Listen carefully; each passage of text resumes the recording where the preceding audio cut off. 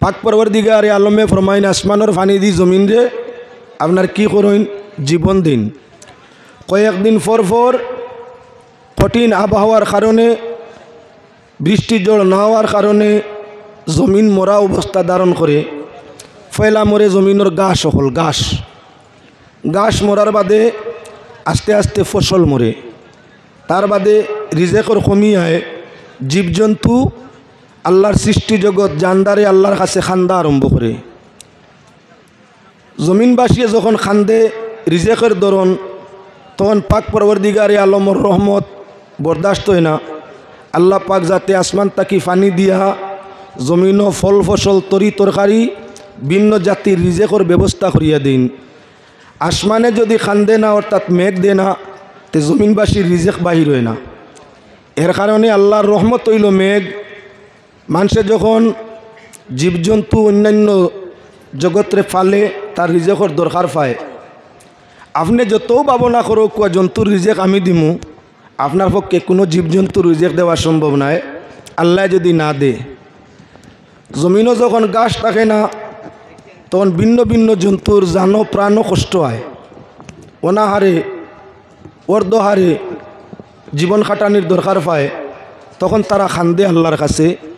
মানুষটা কিও আল্লাহর কাছে প্রিয় কোনো কোনো ক্ষেত্রে জীবজন্তু। তাই জীবজন্তুর দুয়া আল্লাহ কবুল ফরমাইন।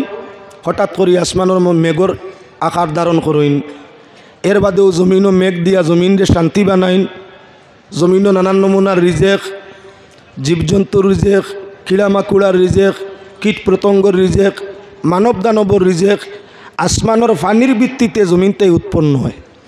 এর কারণে মেঘ দিলে আমরা আল্লাহর কাছে দোয়া করতাম, খয়র বরকতর দোয়া করতাম, রহমত মাগফিরতর দোয়া করতাম, গালিয়াইতাম না।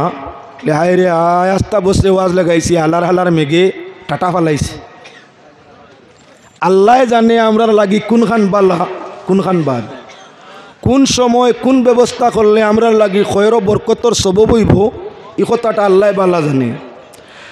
আসা আন তুহিব্বু শাইআন ওয়া হুয়া শাররুল লাকুম ওয়া আসা আন তাকরাহু শাইআন ওয়া হুয়া খায়রুল লাকুম ওয়াল্লাহু ইয়ালামু ওয়া আনতুম লা তা'লামুন। আল্লাহ ফরমাইরা এমন কিছু জিনিস আছে তোমরা মানুষে মনে করো এটা খারাপ, হালাকি এটা তোমাদের জন্য বালা। আবার এমন কিছু জিনিস আছে তোমরা মনে করো এটা বালা, হালাকি এটা তোমাদের জন্য খারাপ। আল্লাহু ইয়ালামু, আল্লাহ জানোইন, ওয়া আনতুম লা তা'লামুন, তোমরা জানো না। আবহাওয়া বালার বাদে যে আল্লাহ যাতে হঠাৎ করে বৃষ্টি পৃথিবীর মধ্যে বা এই বরাক অঞ্চলের মধ্যে আরম্ভ করছেন, নিশ্চয় তার পিছনে কোন বালাই আছে যেটা তোমার আমার সাধারণ চক্ষু দিয়ে দেখা সম্ভব নয়। আল্লাহর রহমতে তা দেখতে আছে। এজন্য মানব জাতির কল্যাণ যে বস্তুর মধ্যে আছে আল্লাহ সময় উপযোগী সেটা দে।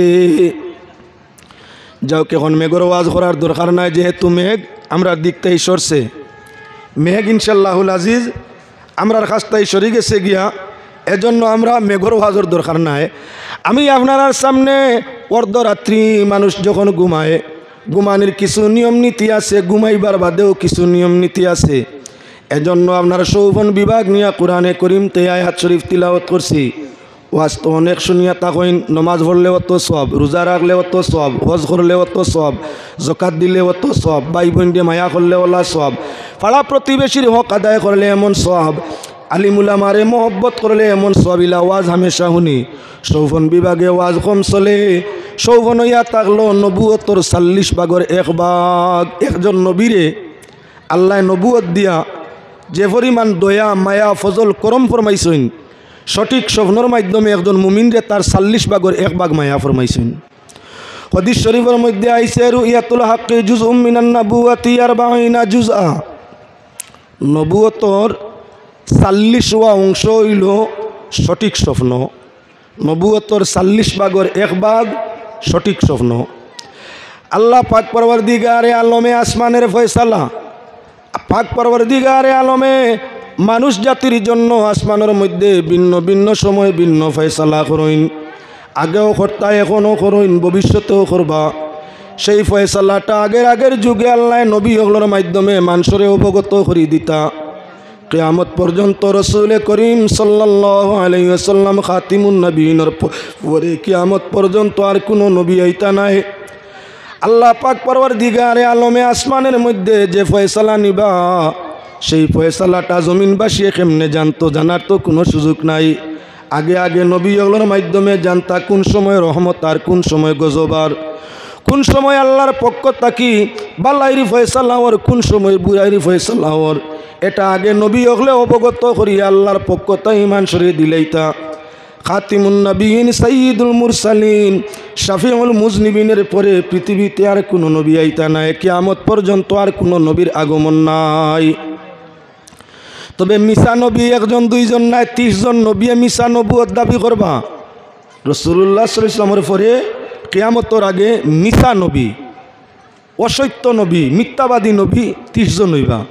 মিথ্যাবাদী দজ্জালও 30টা আইবা। যার কারণে কিছু নবী হল আইয়া আসছেন আর মিশা, আর কিছু নবী হল আবার বাকি রইছেন। সেই প্রসঙ্গ যাইতাম চাই না। অর্থাৎ হক হিসাবে আল্লাহর হাবিব খাতিমুন নবীন সর্বশেষ নবী